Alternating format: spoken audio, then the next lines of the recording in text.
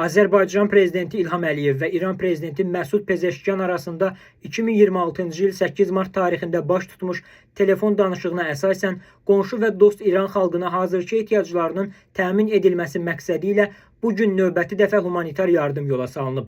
İrana göndərilən humanitar yardıma ümumi həcmi 82 ton olan müxtəlif adda ərzaq məhsulları, dərman vasitələri və tibbi ləvazimatlar daxildir. Bunun 76 tonu ərzaq və qida məhsulları, 8 tonu dərman vasitələri və 2 tonu isə tibbi ləvazimatlardır. Humanitar yardım 5 yük avtomobili vasitəsilə göndərilib.